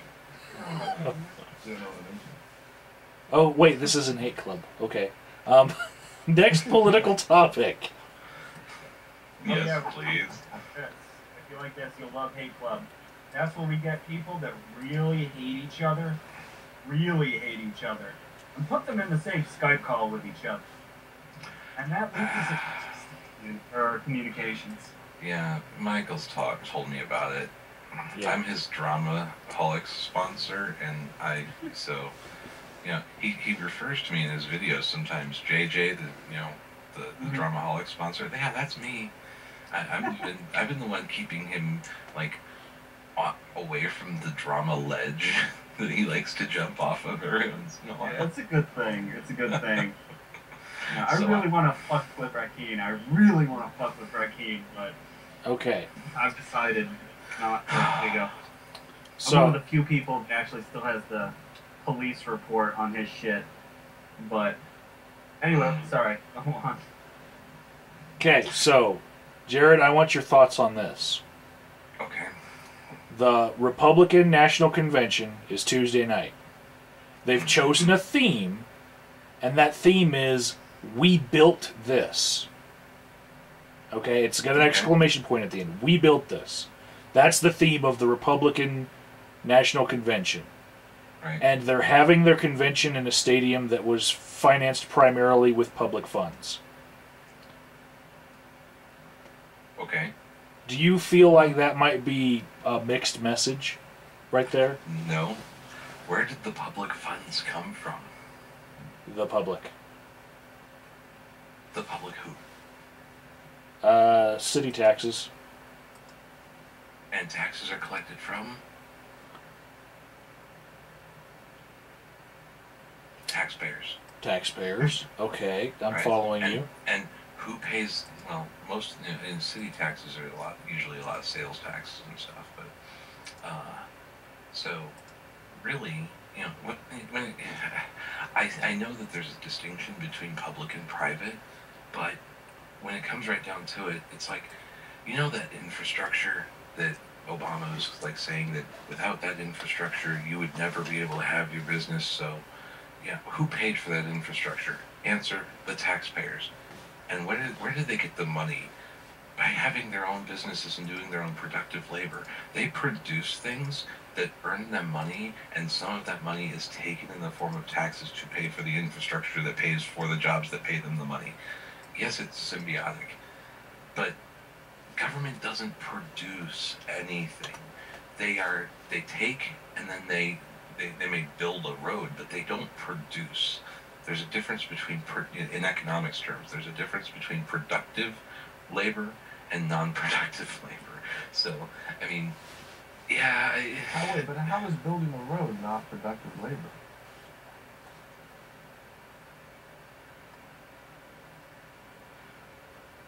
Well, who builds the actual road? Who's actually getting paid to build the road most of the time? I mean, it depends on the municipality I or can the see state. where you're coming from with this. Their role is mostly organizational anyway. Exactly. The actual building of the road is usually done by private contractors and union jobs that are not actually government workers. They're being paid. So, okay. It's kind of like you're getting a little tit for tat there. I mean, the government's paying the private worker to build the road. Okay, I mean, like, right. Yeah. But they're paying with money that was taken from other private people. They didn't produce something and sell it to earn their own money. The government does not produce things and sell it. I mean, but I thought, I don't really understand. Alright, maybe I don't understand what the main point is then. Yeah, it's kind of weird. I mean, it's a bit convoluted, but the point of it, I mean, how I understand it, I mean, very, very basic about taxes and economic principle and whatnot, is the taxpayer pays the money. It goes into the government. The government uses it to maintain a quality of life across the nation. Now, while it's in government, everybody fights and argues about how best to go about supporting the quality of the nation. I mean, that's essentially what the government's there for. They're there to protect us. They're there to, basically. Yeah, I mean, you're nailing it, actually. I mean, and then it just, and then they filter it out to pay for different things, and that circles around. And the main issue that we've been having lately, in the last, I'd have to say since the Reagan administration, a little bit before that, and is the fact that private interests are being able to lobby more, and they're able to take that money and put it into the hands of really rich people. And those really rich people, like Mitt Romney, generally tend to shove it into offshore accounts or hoard it or find tax avoidance loopholes or things along those lines. So there needs to be a lot more regulation on that side. But essentially, I mean, what Jared was saying. Well, yeah, that's the point that you and I disagree on. Well, but essentially, probably not for the reason you think, though. But go ahead. Go for it. Well, no, I was just going to say that it goes. I mean, it's generally a cyclical journey of money, and that's why taxes. Well, here's the problem, and this is where I've come up with my basic, my two basic things that government is responsible for is, protection of people from, other citizens and external threats like other countries. Okay, that's one, and infrastructure is the other, but more like organizing it so we don't have dead-end roads that don't meet up with each other on property lines and stuff. That's not an organizational thing. They'd still contract out to private entities. The reason why government shouldn't get involved in other things, I mean, think about it this way. Would these big oligarchic interests, the big corporations, have any ability to do any of the bullshit that you complain about if government wasn't allowed to get involved in the economics of anything? Oh no, you and I completely agree on that. But right. I think what we're doing is we're having a miscommunication with it. Well, there's the other part that I actually disagreed with. I mean, the other part that I disagreed with, it was actually the other part that I disagreed with. We didn't disagree on that part. But here's the thing that I want you to kind of contemplate here. Okay. Oh God, what was it? Man, I am so out of it tonight. Oh, I'm loopy tonight too, man. Well, don't feel bad about it. Just so you know, I mean, like my social sciences stuff, I'm mainly, and I think Rich may appreciate this really a lot. U.S. history, American history, especially the founding. I mean, I'm going to be teaching 7th grade social science, so I'm going to need to know the founding, really well. But I really revere the founders of the country, and like Thomas Jefferson's like. I'm a Jeffersonian. Yeah. Okay. So. And I hate. Oh my God, Hamilton pisses me off. But anyway, everybody thinks Hamilton. Go ahead. When it comes to the social sciences, there's a whole bunch of them. Political science being one, and sociology. But economics is my pet passion. I didn't really take many economics classes in college, But like micro and macroeconomics is all just about like understanding the terminology and that kind of shit. It's really not economic theory, and this is where people go off the rails with economics. Is that there's economic theory and then there's economic analysis. Well, Economics generally analysis. what people do, just to cut in real quick, generally what people do is they go into the economic theory classes and then they make up their mind on it, and then they go into the other economics classes just to kind of bolster what they already believe, and it's kind of the reverse of what people should be doing. They should go through a theories course, and then they should force themselves to go in. Like they should have the theories courses segmented into different schools of thought. You need to have economics analysis and terminology down so you understand what they're talking about. There you go. And then you go into the theory courses. You need to learn how to interpret statistics, like economic statistics first. But I'm actually kind of a Mises type of economist. I love praxeology, and I know economics is not a hard science, and you can't just look at charts and graphs and interpret them using data. You have to think your way through it, because economics at its core is a social science, which means it's all about the interactions of one human being to another. Really, a lot of at its psychology core level, psychology is one thing, but at its core level, it is just it is millions upon trillions of individual transactions between party A and party B, two people. That's it. No, but the point that I wanted to make, I can't remember if this is what I was going to say, but if you have these laws out there that to prevent people from harming each other, that's the role of government. Prevent harm from one citizen to another. So in terms of economic theory or economics intervention, government has every right to say, you know what, you can't commit fraud. You can't commit like a coercive act where you can't coerce someone into a contract or some economic transaction. Or derivatives or predatory lending, things along those lines. I disagree about predatory lending.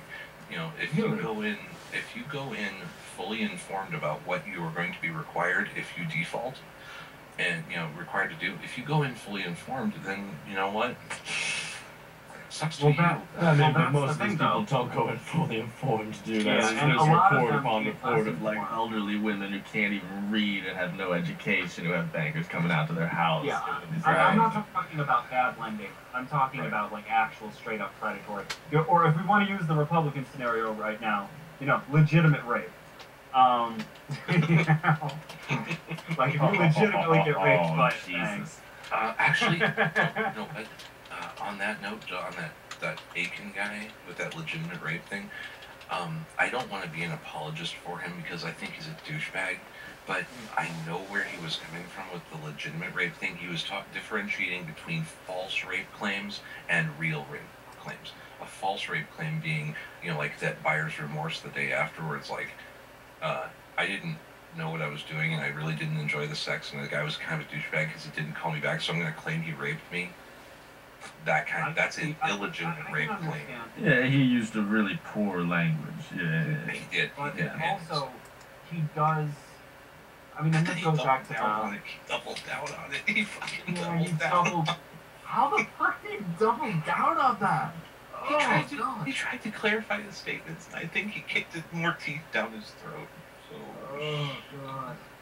This is the thing, and this is just to get this out of the way. I have a lot of moderate Republican friends. I have a lot of libertarian friends. I have a lot of, far left liberal friends. I have a lot of, I have a lot of straight up moderate Democrat friends. And the one thing that separates the Republican Party right now from the rest of the country and the rest of the political parties is the huge, just massive insurgence of fucking theocratic, right-wing, fucking crazy people. Yeah, just crazy people that have just sucked their way into it through the fucking Tea Party platform and sucked their way into it from the Constitutionalist Party. I'm talking Koch brothers Tea Party, though. I'm not talking about original. I'm not talking about the original Tea Party, because that had Thank you for lot actually knowing that there's actually, an original Tea Party. There was. Yay. They have a lot of ties with original Occupy as well. Occupy hasn't been co-opted, but it has been so destroyed by the media. Because I attended quite a few Occupy movements. Quite a few. And actually was a... every grievance group. Every grievance group in the country saw Occupy as a big old wagon to hitch to. And so all of a sudden, Occupy went from being all about the financial, like, what the fuck are you guys doing giving these banks this money, to, we demand that you pay off our student loans, and, gay and lesbian groups saying, occupy my vagina, or I don't get it. Yeah, it was taken. I mean, it was symbolic of, like, people not being complacent, and that's what really riled people up. It was like, we were in such a stagnant complacency for so long, and people kind of threw all their hope into Obama, and it didn't work. And they were like, hey, Occupy, man. And people kind of felt that, like, vibrance of getting out in the street and actually doing something. They wanted to attack every issue. And it was like it just befuddled it because not everyone agrees on every issue. Well, you got, like... We all agree that the bankers are fucking us, but not everyone agrees with abortion, Iraq, Iran, and so on and so forth. We know we're getting fucked. Who's fucking us? Yeah. Well, and that's really what Occupy was, I think. Occupy was basically... It was this general dissatisfaction that they couldn't identify. It's like, I know I should be upset about something. I know that there's something going wrong here, but maybe I'm not sophisticated enough, politically savvy enough to really understand it, but I know something's fucked, and I'm pissed. And that's what it was. Yeah, two distinctions, though, from being inside Occupy. First, when it first started, it did have to do with a lot of civil issues. What everybody did was they actually sat down at at the original meeting for the entire thing, and they were just like, all right, the world's starting to erupt right now. We have freedom of speech issues, we have civil rights issues, and we have an economic issue and a fucking oligarchy that's been around. And all of a sudden, once people started talking, it was like the entire fucking country just woke up from an Orwellian nightmare, just all at once. So when people started to jump on that bad bandwagon, some of them weren't informed as to what it already was. It wasn't like people tried to tack on. It's like everybody brought their own thing to the table, and then groups started to and then fractured and fragmented, yeah. Yeah, I mean, there's still occupies going on. There's still riots. There's still all kinds of shit like that. But you don't see that in the news. Just the other day, I got a fucking phone call from my ex-girlfriend, and she was telling me, she's like, listen, can you call Dave? I'm in fucking jail right now. And she said, what the fuck? You're the sweetest thing in the world. Why the fuck are you in jail? And she's just like, well, I was at an Occupy protest, and I was just corralled, pepper sprayed, and jailed. There was no other reason. Because now, with the new laws they just put in place at the start of the year, HR 350, the Grounds Act, now any place that a Secret Service agent is, now any place that anybody of quote-unquote interest, they could dub a police chief of interest to the government or something along those lines. People can be jailed with complete disregard to to any of the amendments, any of our civil rights, anything. And you know where this came from? Believe it or not, there was a test run of this kind of a law, and they did it to the most hated group in the world so that they could try it and see how well they could enforce it and get the infrastructure in place. You know what that group of people is called? What? Sex offenders. Yep. When they say you're not allowed to live within, like, 2,000 feet of a school or a public park, you know what that did? Like in Miami, the only place you could live was under a viaduct, like on, off on the, side of town. Because if you drew little 2,000 foot or yard circles around every public park and school, and they're strategically placed for convenience sake of the parents, for the schools are at least, well, the entire city was covered with these little "you shall not enter here" circles. So it's the same sort of thing. It's the same thing, but nobody complained about the sex offenders. Nobody complained, well, the sex offenders, they have it coming, we don't want them around, not in my backyard. So what they did, because I do remember hearing a lot about this. In Florida, they enforced it quite a bit more than anywhere else, and that was the testing grounds for how far they could push it. In other states, they followed it exactly how they were supposed to follow it. There were no lines. People were given a bulletin. And those people that were given a bulletin, you know, they knew who the sex offenders were, where they lived in the area. Yet there was no visual reminders. You know, the people couldn't go next to the school, but nobody really knew. You know, that type of thing.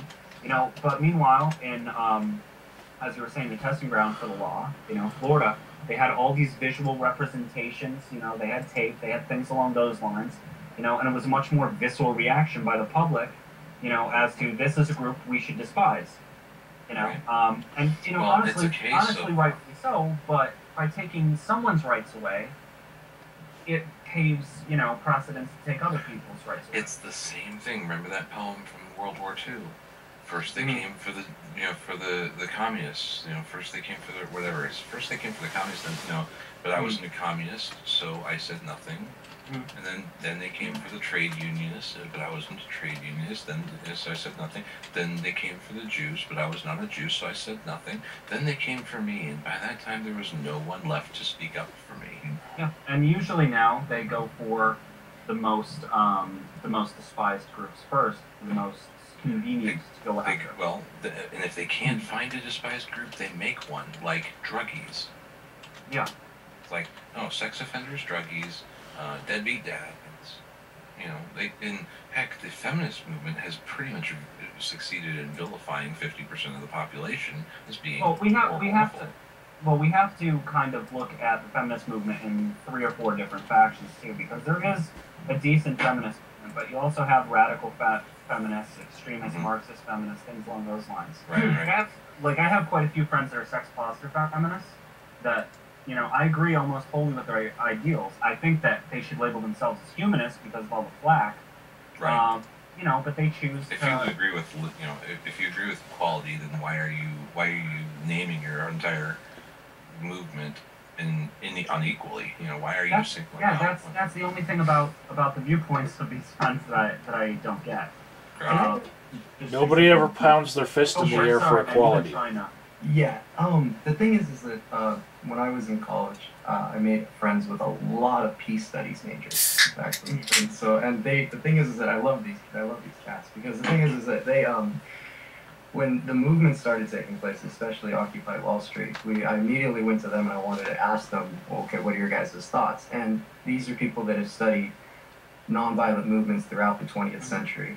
You know, before and stuff that were they studied the yellow ribbon movement, which was in the Philippines. They studied Poland, the overthrow of communism, the communist state in Poland. They pretty much outpoured as well to Serbia. They talked about all these different nonviolent movements. And one of the things that they said about the Occupy movement was they said it just frustrated them because they were choosing occupation. And one of the things that Mahatma Gandhi said was that you have to use, first of all, you have to have tremendous organization and some leadership involved if you're going to do a nonviolent movement and a resistance. And the other thing, though, too, is that they did choosing occupation. Gandhi said that if you're going to occupy, it's one of the most disciplined and one of the most, you have to basically choose your most dedicated followers in the movement to occupy. Because when he was in South Africa, and he was learning about these, and when he went to India, when they occupied political offices and stuff, you had to use people that were going to be very disciplined, that weren't afraid of starving or weren't afraid of, you know, they were ready to go to the fullest extent of the movement. And they chose a method which is so hard to do, which is occupying. And occupying is not something that you can just say, okay, I'm going to go do this now. You know, then they make the bigger mistake of saying everyone's welcome. Yeah. I mean, what we did here, though, we have that go ahead. They said it was pretty much doomed from the beginning because they were really disorganized, and it was really not really the methods that they were choosing were not really going to work. But it did say there was a little bit of hope that they said. They said at least people, kind of like what you were mentioning, Eve, and they said that at least people were talking, and the connections and the bridges were being made. And they said which may lead to something else. I mean, that's pretty much what they told me. Yeah, the Occupy has actually, a lot of people think the Occupy has died, but right now, I mean, even in Skype right now, I'm looking at 4 or 5 groups that I'm in with hundreds of people in each and every single one of them. and not a day goes by where people aren't organizing demonstrations or things along those lines. Even outside the scope of Occupy, and you're starting to see some really hardcore members come together. You know, with the entire influenced a lot by Satyagraha, which was Mohandas Gandhi's you know, whole thing. In my city, And the voter registration drive, which is the name of the blog TV you guys are in right now, that sprang forth originally from guys that met each other at Occupy. And I'd say that the medical marijuana protesters here, they met up and were, you know, gathering numbers at Occupy, and when our Occupy sort of fizzled out because of being hijacked by some really radical people, there's only a handful there, you know, with our Occupy group. But every time the medical marijuana protesters set up outside of the DA's office or down at the courthouse, there's hundreds of them. Mm-hmm. Because they can all get around that one issue, but when it comes down to all the other issues that were tacked on, every issue that was added to Occupy alienated one more person. Yeah, correct. Or entire swaths of them, yeah. Yeah, entire swath. Actually, does anyone here know Spinoza's Psyche? Yes. Yes. He was talking about this new Atheism Plus or A Plus movement. Yeah. He made a video today about how this Atheism Plus thing is kind of like saying atheism, but you're only a good A Plus atheist if you're also a feminist, like a free thought blogger type of person. And he's like, it's going to fail, and it's exactly what you're talking about with this whole Occupy thing. It's going to fail because it's taking one issue and tacking on another, and it's like a Venn diagram. Every time you add on another issue, you're adding another circle, and you're cutting out an entire portion of the circles until you get to this point where you have so many overlapping circles of special interests and special things that you have just this one little tiny subgroup that agrees with everything, and usually that's just you. You're completely correct. You have to choose one goal, and stick with it. That's what all of the nonviolent movements throughout the 20th century had in common. They chose and that's what the Tea Party was all about. The Tea Party was, you know, taxed enough already. It was all about the economy. It had nothing to do with anything but, you know, and now it's abortion and anti-democrat and anti-fucking soft Republican, and it's just that comes from so far right. Well, this.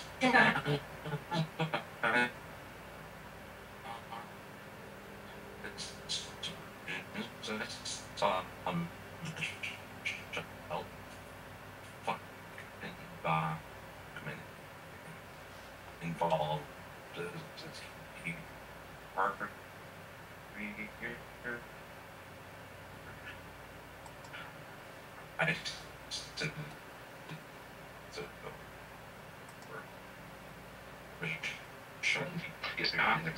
you know, Bill, I don't care about the guns so much. I think guns are fine. I mean, but the God and the religion shit is just. Will you stop already? It's like, you know, caring about abortion to the point where you're like, I am pro-life and staunchly 100% pro-life and, you know, blah, blah, blah, legitimate rape and all this stuff. I mean, for fuck's sake, shut up. Shut up so that we can actually have some credibility in the electorate. It's like, because it's irrelevant anyway. No abortion legislation is ever going to get voted on, much less passed. Ever. So why are you talking about it? Everyone's so fucking afraid of abortion being illegal or legalized or, you know, made illegal, or it's never going to happen. But you know what is going to happen? We're going to go off a fiscal cliff in about 6 years if we don't rein in the spending. So get off your fucking high horse with your goddamn religion and your shit. I mean, god damn it, you guys are stupid. It's like rearranging the textures on the Titanic. This is me as a liberal, and I would consider myself a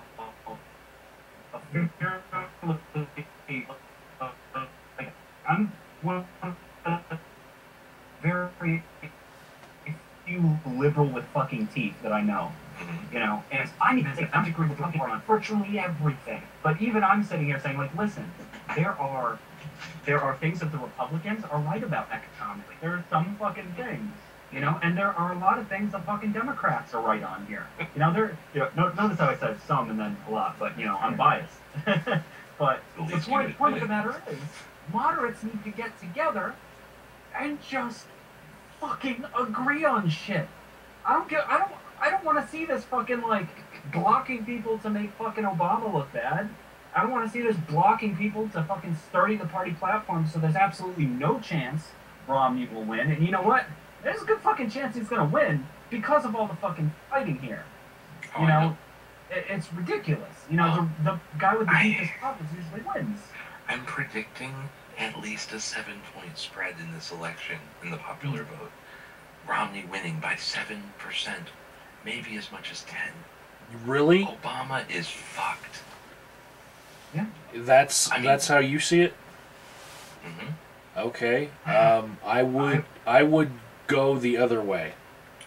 And I would say it's because that portion of the Republican Party that are actually libertarian infiltrators, they're all going to drop Romney, and they're not going to follow him. I don't know about that. Here's the thing. Sorry to interject, but I have to depart and I am hosting the call. Yes. Well, then I'm going to announce the end of the Blog TV show, but we can come back. Wait a minute. I can wait a minute. You already stopped the broadcast, by the way. No, you'd have to refresh. I had to reset the thing, but we can keep the after call going. Yeah. Okay. All right. Well, I just want to make one point, and James may actually be interested in this. When it comes to public polling that you're seeing right now, where it's showing Obama with a 2-point lead or Romney with a 2-point lead, they are polling enough Democrats and Republicans they're polling people so that they get to the point where they match the 2008 voter turnout, and which means they're polling about 60% Democrats, 40% Republicans, and it's coming out equal, a neck-and-neck race of 47% to 47% Obama and Romney. They're over-sampling Democrats based on the turnout of 2 election cycles ago in order to maintain an artificial horse race so that they can have their ratings and the media cannot be trusted with their polls because they need, in order to maintain their revenues, they have to have a horse race. They have to have a tight election. Come election day, when voter turnout on Obama's side is dramatically lower, especially based on, if you look at 2010 election statistics, those elections, the Democrat vote was the highest it's ever been in history when Obama was elected. And now he's lost so much enthusiasm. He doesn't have the enthusiasm of the youth vote. He doesn't have the enthusiasm of the black community anymore. He doesn't have the enthusiasm of a lot of his main base constituents. He's pissed off quite a few of them. And they're just not going to go vote. So these polls are wrong. Flat out wrong. Yeah. I have to agree with that, unfortunately. Yeah, I have to agree with that, unfortunately. That's something I've been thinking in the back of my head, too. And one thing that I'm going to say, though, that might upset it, is first, nobody listens to the debates anymore, unless they're into that sort of thing like I am. Because they're not hard debates. They're bullshit debates. They've been bullshit debates since George the First. Mm-hmm. And even those were Softball much questions. Yeah, very softball questions. You don't see an actual issues battle on any of these. Right. But I would wait before making any real predictions. I would, if it goes in either direction, I wouldn't go as far as a 7-point spread. I would go as far as a 3-point spread, or a spread in either direction. Mm. But and that's conservatively speaking. But I would wait. I didn't know you were conservative. Eden's cancer is a conservative. What? I'm conservative on some things. Like marijuana use. I think you should stick to a joint a day. and probably how much sunlight you're supposed to expose yourself to every day. You're You're kind of conservative on that. I'm about to go smoke a joint in the dark. Have a good look. Who's gonna take the call over? You guys should probably figure that out. My connection's horrible. Well, we don't have Azazel in here anymore, so. I'll be closing the blog TV, which seems to be the bottleneck on my connection, so I can rehost. For sure. Alright, I will talk to you later. Have a good one. Right. Yep. Alright. Peace out. Everyone in blog TV, show is over. Over. Good night.